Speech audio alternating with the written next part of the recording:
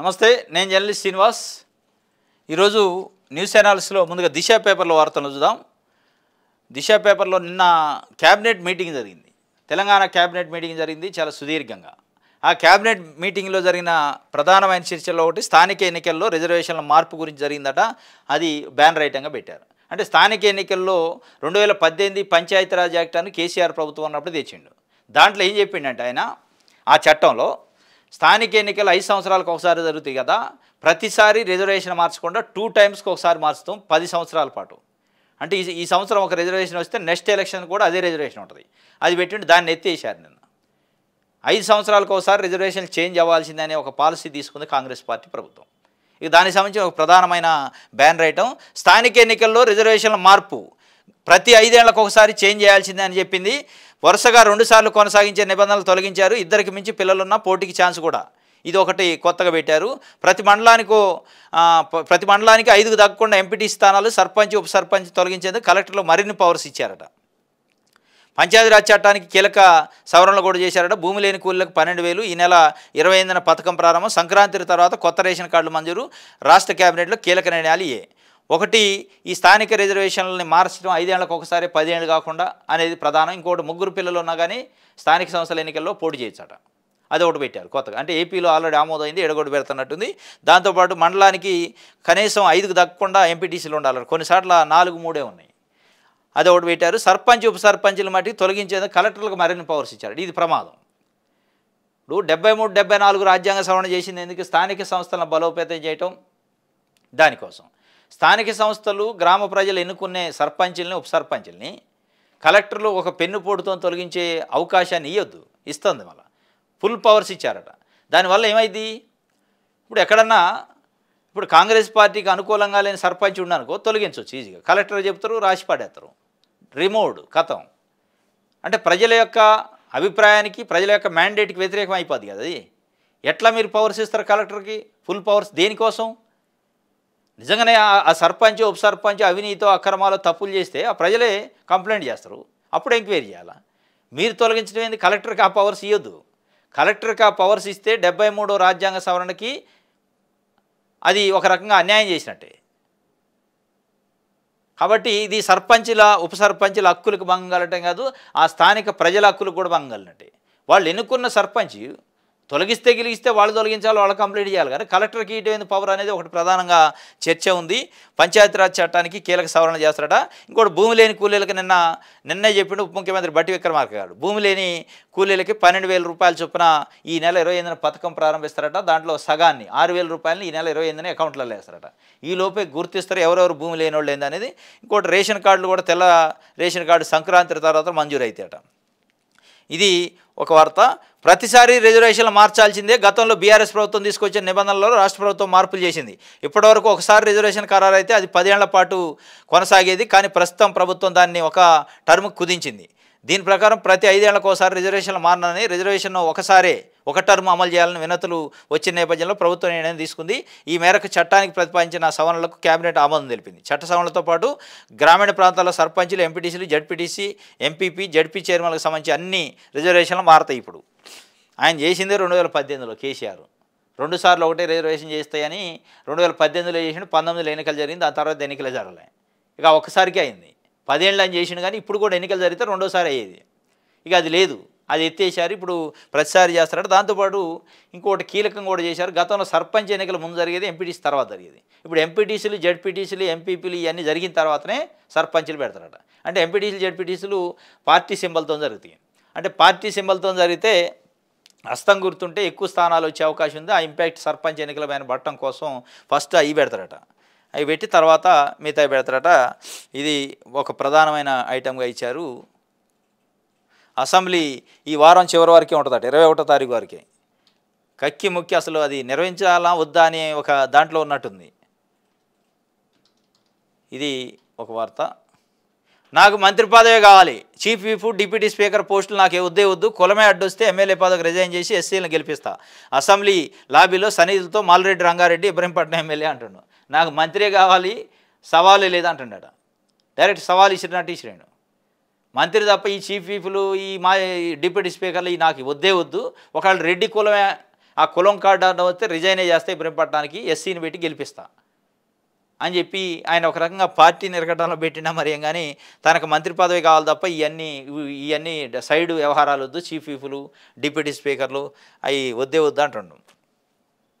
ఇది ఒక వార్త. ఇంకోటి, సర్పంచ్కి ముందే ఎంపీటీసీ జెడ్పీటీసీ ఎన్నికలు ఇప్పటికే ప్రాథమిక కసరత్తు పూర్తి, సానుకూల ఫలితాలు వస్తాయన్న భావన. ఇండిపెండెంట్లకు చెక్ పెట్టేలా రేవంత్ సర్కార్ ప్లాను. ఎంపీటీసీల స్థానాలు పెంచేలా చట్టసవరణకు సైతం సిద్ధమైన ప్రభుత్వం అట. సానుకూల ఫలితాలు వస్తాయని చూస్తారు. సర్పంచ్ కంటే జెడ్పీటీసీ ఎంపీటీసీలు ముందు పెడితే మరి అది ఏం సానుకూలం వద్దో చూడాలి. ఇంకోటి, నోటీసులు స్పందించకుంటే మోహన్ బాబుని అరెస్ట్ చేస్తాం. ఈ నెల 24 వరకు గడువు కోరారు. ఆ లోపే కేసు విచారణకు కోర్టును అభ్యర్థిస్తాం. సినీ నటుడు వద్ద స్పానిష్ మోడల్ డబుల్ బ్యారెల్ తుపాకీ రాచకొండ సిపి సుధీర్ బాబు చెప్పిండు. నోటీసులు ఇచ్చారట. ఆయన 24 వరకు గడువు కోరిండాడు మోహన్ బాబు. ఒకవేళ ఈ లోపు స్పందించకపోతే ఆయన స్పందించకపోతే అరెస్ట్ కూడా చేస్తాం, అవసరమైతే కోర్టుని పర్మిషన్ తీసుకోనని. మోహన్ బాబే నేను ఎక్కడ పారిపోలేదురా అని నేను ఉన్నా అని చెప్తున్నాను. మేము నోటీసులు ఇచ్చినా సహకరించకపోతే మటుకు లోపల వేస్తామని చెప్తున్నాం. మొత్తానికి అయితే మోహన్ బాబుకి ఇంకా చుట్టూ సమస్యలే ఉన్నట్టు నీకు దేర్లే. ఢిల్లీ టూరిజం, జైలు టూరిజం రెండు ఉన్నాయట రాష్ట్రంలో. ఈ రెండు బాగా నడుస్తున్నాయి. ఇది ఆంక్షల ప్రభుత్వం స్వేచ్ఛనివ్వదు, గొంతు వినిపించలేదు. అసెంబ్లీ టైంలో విధానపరమైన నిర్ణయాలను సభలో ప్రకటించాలి. రైతు కూలీల విషయంలో బట్టి ప్రకటన సభ వ్యవహారాలకు వ్యతిరేకం. మీడియాతో చిట్ చాట్లో కేటీఆర్. ఢిల్లీ టూరిజం అట, జైలు కూడా టూరిజం అట. జైలు టూరిజం అంటే లగచర్ల ఇట్లాంటి వాళ్ళందరినీ పెట్టి జైలు వేసి అదొక టూరిజం. ఢిల్లీకి ముఖ్యమంత్రి పోవటం ప్రతిసారి 28 సార్లు 30 సార్లు పోయారట. అదొక టూరిజం అయింది, ఇదొక టూరిజం అయిందని ఆయన ఒక ప్రాస వచ్చేలాగా కేటీఆర్ చెప్తుండు. రైట్.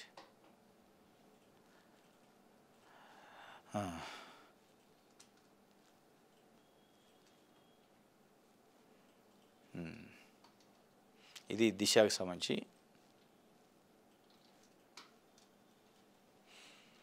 ఆంధ్రజ్యోతి చూద్దాం. తండ్రి కొడుకులకు జలక్కిచ్చారట. కేసీఆర్ పైన కూడా కేసు అట. మాజీ సీఎంకు విద్యుత్ కొనుగోళ్ల ఒప్పందాల షాకు. కరెంటుపై జస్టిస్ లోకూర్ నివేదిక కేబినెట్ ఓకే చెప్పిందట. ఈ సమావేశాల్లోనే అసెంబ్లీలోకి చర్చ కూడా. కేసీఆర్ సహా పాత్రదారులపై తీసుకునే చర్యల ప్రకటన. భద్రాద్రి ప్లాంటుతో 25 ఏళ్లలో 9,000 కోట్ల నష్టం వద్దట ఆయన తీసుకున్న నిర్ణయాల వల్ల. అది justice Lokur commission, Madan Mohan Lokur commission నిర్ధారించిందట. ఇంకోటి, ఛత్తీస్గఢ్తోని విద్యుత్ ఒప్పందాలతో 3,642 కోట్ల నష్టం అట. గనులకు దూరంగా యాదాద్రి రవాణాకే 1,600 కోట్లు నిగ్గు తేల్చిన జస్టిస్ లోకూర్ కమిషన్ నివేదిక. దీనివల్ల మొత్తానికి కేసీఆర్ పైన కేసు అయ్యే అవకాశం ఉందట. Justice Madan Mohan Lokur judicial commission వేశారు. విద్యుత్ కొనుగోళ్లు, విద్యుత్ ఒప్పందాలు, విద్యుత్ ప్లాంట్ నిర్మాణంలో జరిగిన అవినీతి అక్రమాలపైన ఆయన రిపోర్టు ప్రభుత్వానికి ఇచ్చిండు.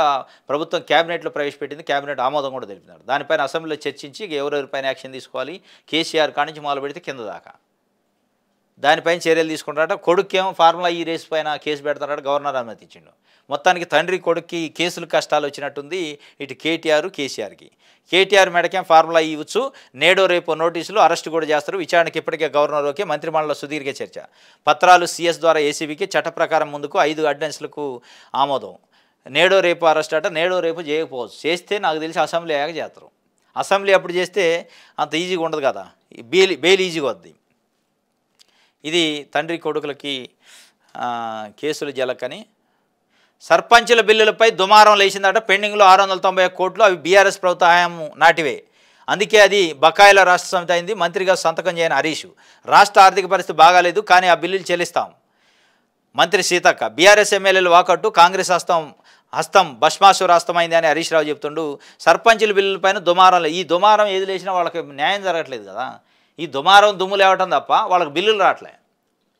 ఇప్పుడు మొన్నటిదాకా ఆపిన హరీష్ రావు ఏమో నేనే సర్పంచులని ఎందుకు నేను వాళ్ళ తరఫున పోరాడతా, బిల్లులు ఎందుకు ఇయ్యరని ఆయన అడుగుతుండు. మొన్నటిదాకా కాంగ్రెస్ పార్టీ కూడా బీఆర్ఎస్ వాళ్ళు సర్పంచులను అన్యాయం చేశారు, తాలిబొట్లు అమ్ముకున్నారు, ఆత్మహత్యలు చేసుకున్నారు, కుదవలు పెట్టి డబ్బులు తెచ్చి వాళ్ళు పనులు చేస్తే బిల్లులు ఎందుకు ఇవ్వలేదని మాట్లాడిన వాళ్ళేమో ఇవాళ ఇవ్వాల్సిన ప్లేస్లో ఉండరు. మొన్నటిదాకా ఇయ్యని వాళ్ళేమో ఇవాళ అడిగే ప్లేస్లోకి వచ్చారు. సరే, వాళ్ళు ప్లేసులు మారింది తప్ప పరిష్కారం కావట్లే. సర్పంచులకు బిల్లులు అయితే రావట్లే. అడిగే ఆయన ఇచ్చాయనండి, ఇచ్చాయన అడిగే ఆయనండి. దుమారం లేచిందట. ఏంది ఆ దుమారం వల్ల ప్రయోజనం అంటే ఏం లేదు. బిల్లులు రావట్లే. పాపం 691 కోట్ల బిల్లులు పెండింగ్ ఉన్నాయి. వాళ్ళని పడుచుకుంటూ లేడు. లిటరలీ వాస్తవంగా సర్పంచులు చాలామంది అప్పులు తెచ్చిపెట్టారు, సంవత్సరాలు గడుస్తున్నాయి. దీనికి ప్రధాన కారణం కేసీఆర్ టీఆర్ఎస్ ప్రభుత్వమే ముద్దాయి. వాళ్ళని ఆపిందే వాళ్ళు. అయ్యాల ఆపి ఇవాళ గగ్గోలు పెడితే సుఖం, దుమారాలు రేపితే మీరు ఆపితే అయ్యాలా, ఇవాళ వీళ్ళు కూడా అదే పరిస్థితి. మళ్ళీ ఇద్దరు దొందే ఉంది, కానీ వాళ్ళ సమస్య అయితే పరిష్కారం కావట్లేదు. నేడే జమిలీ బిల్లాట పార్లమెంట్లో ప్రవేశపెట్టి వెంటనే జేపీసీకి 2029లో లోక్సభ, అసెంబ్లీలకు ఒకేసారి ఎన్నికలు, 2034 నాటికి జమిలీ పరిధిలోకి స్థానిక సంస్థలు, 2027లో పునర్విభజన, మహిళా రిజర్వేషన్ పూర్తి, ఏదైనా రాష్ట్రంలో జమిలీ సాధ్యం కాకపోతే రాష్ట్రపతి ఉత్తర్వులతో అసెంబ్లీకి, ఆ తర్వాత ఎన్నికలు. కీలక బిల్లు నేపథ్యంలో బీజేపీ ఎంపీలకి ఇప్పు. నిన్న కాస్త జమిలీ వాయిదా పడిద్ది అనుకున్నారు బిల్లు, కానీ నేడు ప్రవేశపెడతారట. ఆల్రెడీ బీజేపీ ఎంపీలకి అది కూడా ఇచ్చారు, విప్పు జారీ చేశారు. రైట్.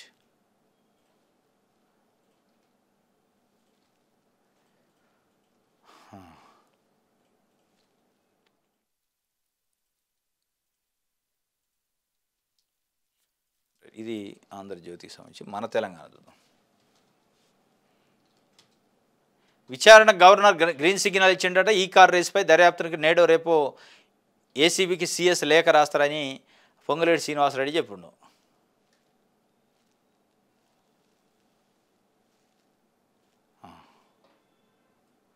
ఇది ఒక వార్త. సాక్షి పేపర్ చూద్దాం.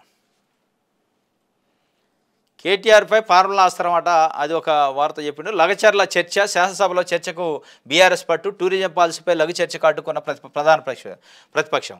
లగచర్లలో రైతులను దేశపై జైల్లో పెట్టిన దానిపైన చర్చ కోసం వీళ్ళు అడిగితే బీఆర్ఎస్ లేదు టూరిజం పైన మేము చర్చ పెడతాం అది అని అంటే, బీఆర్ఎస్ మీకు ఇప్పుడు టూరిజం ఎక్కువ, రైతులు ఎక్కువ అని అడిగి బయటికి వాకౌట్ చేసి బయటకు వచ్చారు. ఇది ఒక వార్త.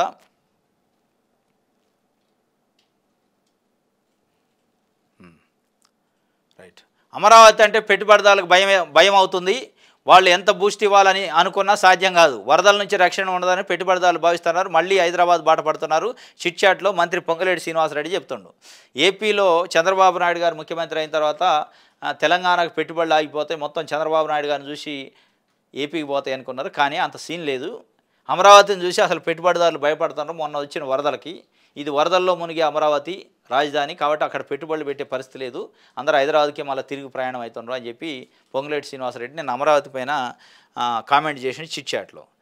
కాకపోతే ఈయన ఖమ్మం జిల్లా నుంచి ప్రాతినిధ్యం వహిస్తున్న ఎమ్మెల్యేగా ఈ ఈ ఈ ఈ కామెంట్స్ ఎఫెక్ట్ ఆయనకి ఎలక్షన్లో గ్యారెంటీకి పడుతుంది. ఎందుకంటే అమరావతిని వ్యతిరేకిస్తాడు, చంద్రబాబు నాయుడు గారు ప్రభుత్వాన్ని వ్యతిరేకిస్తానంటే ఖమ్మం జిల్లాలో ఒక ఒక ఒక ఒక బెల్ట్ ఆఫ్ సామాజిక వర్గం ఈయన్ని వ్యతిరేకిస్తారు, దాంట్లో డౌట్ లేదు. ఆ ఎఫెక్ట్ గ్యారెంటీగా ఎన్నికల్లో చూపించడానికి వాళ్ళు ప్రయత్నం చేస్తారు. మరి ఎందుకు ఆయన అసలు అవసరం లేని అనవసరమైన వ్యాఖ్యలు చేసిండే అర్థం కావట్లేదు. ఆయన చేయాల్సి ఉండింది కాదు, ఎందుకంటే ఇంపాక్ట్ ఉంటుంది. కొన్ని నిజాలైనప్పటికీ నిజాలని రాజకీయ నాయకులు ఎక్కడ పడితే అక్కడ మాట్లాడితే సందర్భం లేకుండా దాని ఎఫెక్టు పడి కొంతమంది గతంలో నష్టపోయిన పరిస్థితి కూడా ఉంది. మరి ఆయన ఆవేశంలో మాట్లాడిండా ఆలోచించి మాట్లాడిండా తెలియదు, కానీ మాట్లాడండి మొత్తానికి. రైట్. ఇది ఒక వార్త.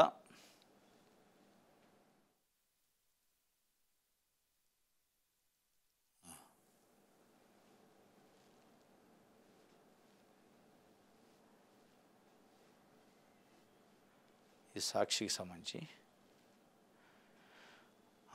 ఆంధ్ర రియల్ ఎస్టేట్ అంటే టీడీపీ విజన్ డాక్యుమెంట్ గ్రూప్ 2లో తెలంగాణ ఉద్యమానికి సంబంధం లేని ప్రశ్నలు వేశారట. మరి అది టీజీపీఎస్సీయా ఏపీపీఎస్సీయా? లగడపాటి, రాయపాటి వీటి గురించి కూడా అడిగిండట. నల్గొండలోని ఓ కేంద్రంలో 2వ అంతస్తులో ఉన్న పరీక్షలకు మెట్లపై నుంచి వెళుతున్న దివ్యాంగురాలు పాపం, వాళ్ళకి సోయి ఉండాలి అక్కడ పరీక్ష. ఆ చీఫ్ ఎగ్జామినర్ ఆమె 2 కాళ్ళు లేవు, ఎట్లా నడుస్తుంది 2వ అంతస్తులు అయితే? కనీసం ఎగ్జామిషన్ తీసుకోదే, భూమి బాధలు అయితే. దివ్యాంగురాలు కింద వేస్తే పాయే, గ్రౌండ్ ఫ్లోర్లో వేయాలి. 2వ అంతస్తు ఉంటే ఇక రూల్స్ ఇక మేము బ్రేక్ చేయలేము, పార్లమెంట్లో చట్టం అయినట్టుగా. అదేమన్నా పార్లమెంట్లో చట్టమా? అక్కడ ఉన్న చీఫ్ ఎగ్జామినర్కి కొంత డిస్క్రిప్షన్ ఉంటుంది, విచక్షణ అధికారం. అక్కడ కళ్ళకు కనపడుతుంది 2 కాళ్ళు లేని, అంత అవస్థలు పడి పైకి తీసిపోయారు. మళ్ళీ ఎగ్జామ్ మధ్యలో 2 గంటల టైం ఉంటుంది. ఎట్ట దిగిద్ది, ఎట్లా ఎక్కిద్ది? కనీసం సోయి ఉండాలిగా. ఇక కొంతమంది కామన్ సెన్స్ ఉండదు, చదువుకుంటారు, మళ్ళీ చదువుకున్న వాళ్ళే ఉంటారు దానికి, చదువురానుడు ఉండడు చీఫ్ ఎగ్జామినర్గా. ఇది ఆమె పరిస్థితి పాపం. దివ్యాంగురాలు గ్రూప్ 2 ఉద్యోగాల భర్తీకి సంబంధించిన అర్హత పరీక్షలు ప్రశాంతంగా ముగిశాయి. అయితే పేపర్ 4లో పరీక్షలో కొన్ని ప్రశ్నలు తెలంగాణ ఉద్యోగానికి సంబంధం లేవని కేవలం సమాచార కోణంలో మాత్రమే ఉన్నాయని కొందరు అభ్యర్థులు అభిప్రాయపడ్డారు. హైదరాబాద్లో ఉన్న ఆంధ్ర రియల్ ఎస్టేట్ కంపెనీలు, ఆంధ్ర నిర్మాణ రంగ సంస్థలు 1983 ఎన్నికల సమయంలో ఎన్టీఆర్ చేసిన వ్యాఖ్యలు, తెలుగుదేశం పార్టీకి ఎన్నికల నినాదం, విజన్ 2020 డాక్యుమెంట్ రూపొందించిన అంతర్జాతీయ సంస్థ, చంద్రబాబు సీఎంగా ఉన్న సమయంలో తీసుకున్న నిర్ణయాలు తదితర ప్రశ్నలు రావడం పట్ల అభ్యర్థులు కొంత గందరగోళానికి గురయ్యారు. గురి కాకపోతే ఏం చేస్తారు? దాన్ని కూడా చదువుతారా? అసలు ఇప్పుడు ఆంధ్రప్రదేశ్లో కాదు గ్రూప్ 2 జరిగే, తెలంగాణ గ్రూప్ 2 టీజీపీఎస్సీ, తెలంగాణ ఉద్యమం, తెలంగాణ అస్తిత్వం, తెలంగాణ నాయకులు, తెలంగాణ ఉద్యమం గురించి అడుగుతాడు అన్న. ఆంధ్రాలో చంద్రబాబు నాయుడు విజన్ 2020 డాక్యుమెంట్ ఏమైంది? అది ఎవరు రూపొందిస్తే అసలు ఆ డాక్యుమెంటే లేదా? ఆయన 2020 విజన్ అని అప్పట్లో ఉమ్మడి ఆంధ్రప్రదేశ్లో చెప్తే ఆ విజన్ లేదు, మన లేదు, పేదరికం ఉంది, పెట్టుబడిదారు. దానివల్ల ఏం లాభం జరిగింది? అసలు ఆ విజన్ గురించి ఇప్పుడు ఎందుకు? అయిపోయిన విజను ఆయన, అది అయిపోయి ఆయనే సాప కింద చుట్టూ 2047 విజన్ అంటండి. దాన్ని రూపొందించింది ఒకడు. ఏముంది రూపొందిస్తే? దానివల్ల లాభం ఉందా, నష్టం ఉందా? ఏం లేదు కాదు. ఏం లేని దాని గురించి ఎందుకు అడగాల? ఇంకోటి 83 ఎన్నికల సమయంలో ఎన్టీఆర్ చేసిన వ్యాఖ్యలు, అవి దేనికి ఇవ్వాలి? ఏం చేయాలి? వాళ్ళు తెలుసుకొని గ్రూప్ 2 అభ్యర్థి రేపు ఎంఆర్ఓ అవుతారు.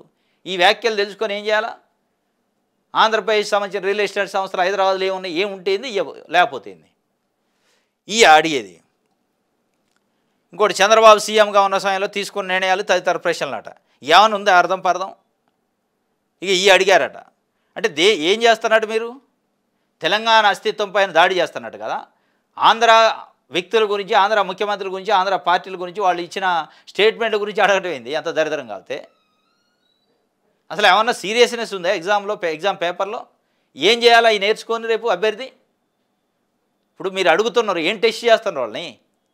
క్వశ్చన్ అడిగిన అంటే దాని వెనక ఒక టెస్ట్ చేయాలి, దాని వెనక దాని నేపథ్యం గమనిస్తుండా లేదు ఉండాలి. ఏం చేస్తున్నట్టు, ఏం చూస్తున్నట్టు? ఎవడియో సంబంధించిన అడిగి కనీసం సెన్స్ లేకుండా పెట్టారు. మరి ఇది ఏం ఎగ్జాము? సీరియస్నెస్ ఉందా లేదా అంటే సీరియస్నెస్ లేదే అనిపిస్తుంది. ఉంటే ఈ రావు క్వశ్చన్లో, ఏదో పెట్టాలి కాబట్టి పెట్టినాం అన్నట్టే ఉంది తప్ప. ఇంకోటి కూడా ఆరోపణలు వస్తాయి రేపు. ఏమొస్తాయి? చంద్రబాబు నాయుడు గారి శిష్యుడు రేవంత్ రెడ్డి కాబట్టి చంద్రబాబు నాయుడు గారి భక్తిని చాటుకోవడానికి ఆయన క్వశ్చన్లు అడిగారు. Telugu Desam party, Chandrababu Naidu vision document, ఆయన పరిపాలన జరిగిన స్కీముల గురించి అని. అసలు ఇప్పుడు అడగటం సరిపోవు. ఇప్పుడున్న స్కీములు అడిగితే ఇది ఒకటి. అమ్మా నాన్నలకు అబద్ధం చెప్పానంటూ బీటెక్ విద్యార్థి బలవన్మరణం అయిందట. తల్లిదండ్రులకు అబద్ధం చెప్పినానని మనస్తాపానికి గురైన ఒక బీటెక్ విద్యార్థి ఇంట్లో ఉరేసుకొని బలవన్మరణానికి పాల్పడ్డం మహబూబ్నగర్ జిల్లా రాజాపూర్ మండలం కేంద్రానికి చెందిన మీ సేవా కేంద్ర నిర్వాహకుడు సున్నపు రాధాకృష్ణ కుమారుడు సుభాష్, 22 సంవత్సరాలు, జేఎన్టీలో బీటెక్ చేస్తున్నాడు. కోకట్పల్లి జేఎన్టీలో బీటెక్ చేస్తుంటే సబ్జెక్టులు పోయినాయి ఆట. పాపం వాళ్ళ ఇంట్లో చెప్పలే, అన్ని పాస్ అయినా అని చెప్తుండు. ఫైనల్ ఇయర్కి వచ్చిండు. వాళ్ళు ఏంది, ఇది ఒక మోజు ఉందిగా ఫారెన్ పంపించడం, యూఎస్కి ఎంఎస్ చేయడానికి పంపించాలి కదా, అన్ని ఏర్పాటు చేస్తారట. మావాడు అయిపోయింది, బీటెక్ అయిపోయింది, ఇంటికి అమెరికా పంపించాలని ఈ ఏర్పాటు చేస్తుంటే సబ్జెక్టులు పోయిన సంగతి ఆనికే తెలుసు, బయటోడికి తెలియదుగా. అబద్ధం చెప్పిండుగా పాపం. ఇది ఏడ బయటపడిద్దో, అమ్మా నాన్నకి ఇన్ని రోజులు అయిపోయిందని కంప్లీట్ అయిందని చెప్పినా ఇప్పుడు తీర దగ్గరకు వచ్చింది కథ అని చెప్పి ఏం చేయాలని తెలియని పరిస్థితుల్లో ఒత్తిడికి గురై ఆత్మహత్య చేసుకుని ఇంట్లో ఉరేసుకొని చనిపోయాడు. అందుకే యువత విద్యార్థులు అంత ఇట్లా చేయొద్దు. ఉన్నది ఫ్రాంక్గా చెప్పదలుచుకోవాలి, చెప్పగలగాలి, తల్లిదండ్రులకి చెప్పాలి. ఇంకెవరికి చెబుతారు భూమి మీద? తల్లిదండ్రులు కూడా అర్థం చేసుకోవాలి. చెప్పిన ఒకరు ఫెయిల్ అయిందంటే కొంపలేం మునిగిపో, భూమి బద్దలు కాదు, భూకంపం రాదు. ఏమవుతుంది? వాళ్ళకి ధైర్యం చెప్పి మళ్ళీ పాస్ అయ్యేటట్టు చేయాలి. కానీ ఇగో ఇట్లా తల్లిదండ్రుల యాటిట్యూడ్ని బట్టి పిల్లలు చెప్పలేరు.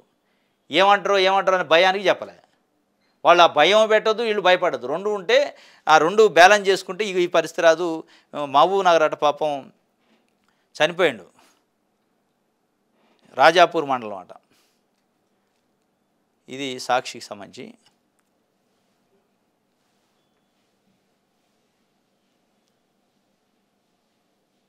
వెలుగు చూద్దాం.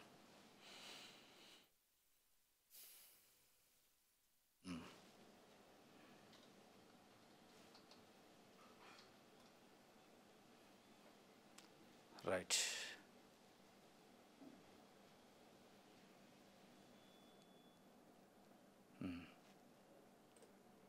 సర్పంచుల పెండింగ్ బిల్లుపై మాటల యుద్ధం జరిగిందట. యుద్ధం అయితే జరిగిందంటే వాళ్ళకి బిల్లులు రాలి. సుఖమేముంది? యుద్ధం జరిగి మాటల యుద్ధం అట. ఏం యుద్ధమో ఏం కథ. పురిటి నొప్పులతో గ్రూప్ 2 పరీక్షకు వచ్చిందట. ఎగ్జామ్ రోజు డెలివరీ డేట్ అట. కలెక్టర్ ఆదేశాలతో ఎగ్జామ్ సెంటర్ వద్ద అంబులెన్స్ పెట్టారట. ఎగ్జామ్ రాశాక అంబులెన్స్లో ఆసుపత్రికి తరలించారు. నాగర్ కర్నూలు జిల్లాలో ఘటన. గ్రూప్ 2కు రాష్ట్ర వ్యాప్తంగా 45% మంది హాజరయ్యారట. పురిటి నొప్పులతో వచ్చిందట పాపం రేవతికి బీపీ ఆమె పేరు రేవతి అట. నిన్న ఎగ్జామ్ జరిగింది. ఎగ్జామ్ రోజే డెలివరీ డేట్ ఇచ్చారట. తప్పనిసరి పరిస్థితి ఎగ్జామ్కి వచ్చింది. ఆ ఎగ్జామ్కి వచ్చితే ఆమెకి కాస్త హెల్త్ అంటే నొప్పులు స్టార్ట్ అయినట్టుంది. వెంటనే కలెక్టర్ పాపం మానవతాతోనే అంబులెన్స్ ఏర్పాటు చేసిండట అక్కడనే రెడీగా. ఎగ్జామ్ కాగానే తీసుకోవడానికి ఇగో ఏమో బీపీ చెక్ చేస్తున్నారు పాపం అంబులెన్స్లో. నిన్న జరిగింది ఇది మహబూబ్నగర్లోనే, నాగర్ కర్నూలు జిల్లాలో. ఇది వెలుగుకు సంబంధించి. ఏ జిల్లాను రద్దు చేయట్లేదు మండలిలో మంత్రి పొంగులేటి శ్రీనివాసరెడ్డి రెవెన్యూ శాఖ మంత్రి చెప్పిండు. అంటే జిల్లాలు కేసీఆర్ చేసిండు కానీ ఆమె తగ్గించేయి రద్దు చేసేయి రీషెఫిల్ అని చేస్తారంటే అట్లాంటిది ఏం లేదని చెప్పిండట. ఇది ఒకటి. బీసీ గురుకులాలపై ప్రభుత్వం చిన్నచూపు చూస్తుంది. విదేశీ విద్యను అభ్యసించే వారికే నిధులు ఎందుకు ఇవ్వట్లేదు? బీసీ గురుకులాలను రాష్ట్ర ప్రభుత్వం చిన్నచూపు చూస్తుందని బీఆర్ఎస్ ఎమ్మెల్సీ కల్వకుంట్ల కవిత ఆరోపించారు. శాసనమండలిలో సోమవారం ఆమె మాట్లాడుతూ గురుకులాల్లో కొత్త మెనూ ఎప్పటి నుంచి అమలవుతుందో చెప్పాలని ప్రశ్నించారు. కాంగ్రెస్ హయాంలో గురుకులాల నాణ్యత కూడా పడిపోయిందని విమర్శించారు. నిత్యం ఎక్కడో ఒక చోట ఫుడ్ పాయిజన్ కేసు నమోదవుతుందని అన్నారు. ఇది మొత్తానికి బీసీ గురుకులాలపైన ప్రభుత్వం చిన్నచూపు చూస్తుంది.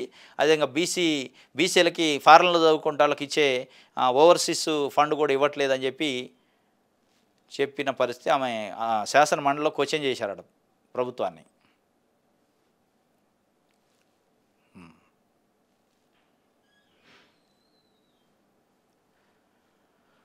రైట్, ఇది వెలుగుకు సంబంధించి. ఆంధ్రప్రభ లగచర్ల లడాయి ప్రశ్నోత్తరాలలో మాటల యుద్ధం. లగచర్ల గొడవ నిందితుడికి బేడీలపై చర్చకు పట్టు. అసెంబ్లీ బయట లోపల ప్లకార్డులతో నిరసన. ప్రభుత్వ వ్యతిరేక నినాదాలతో జోరు. ఉభయ సభల్లో వాడివేడిగా వాదనలు. విపక్షం వాయిదా తీర్మానం తిరస్కరించిన స్పీకరు. ఇది లగచర్ల లడాయి జరిగిందట నిన్న. ఆ లడాయి జరిగింది కానీ ఆడ ఎవడికి లాభం లేదు. ఇది ఒక వార్త. దద్దరిల్లిందట అసెంబ్లీ. సంక్షేమం అంటేనే కేసీఆర్ అంటుంది ఎమ్మెల్సీ కవిత గారు. మా పాలనను ప్రజలు ఎన్నడూ మరవలేరు. మా పాలనలో మా పాలనలోని సంక్షేమ హాస్టళ్లను సర్వనాశనం చేస్తున్నారు. చేనేత కార్మికులు జీఎస్టీ రీఎంబర్స్ చేయాలి అని చెప్పి ఆమె చేనేత కార్మికుల గురించి బీసీల గురించి అడిగింది. రైట్,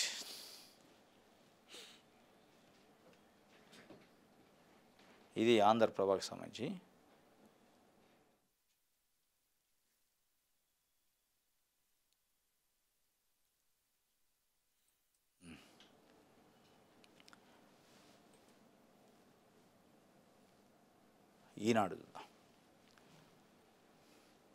ఈనాడులో కూడా కేటీఆర్ పైన కేసు అనేది బ్యానర్ ఐటమే వేశారు. ఆంధ్రజ్యోతి ఏది పెడితే వీళ్ళు అదే పెడతారు.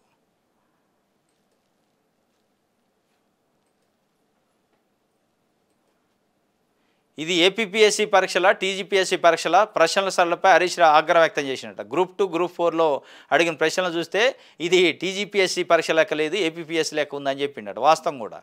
ఆంధ్ర గురించి అడగటం ఏంది దరిద్రంగా. ఆంధ్ర నాయకుల గురించి ఆంధ్ర స్కీముల గురించి అడుగుతాడు ఎవడన్నా. ఎవడన్నా చదువుతారు అసలు అట్లా? ఆంధ్ర ఎందుకు చదువుతారు? అది అడిగారట. దానిపైన నిన్న మండిపడ్డాడట. రైట్, ఇది ఈనాడుకు సంబంధించి.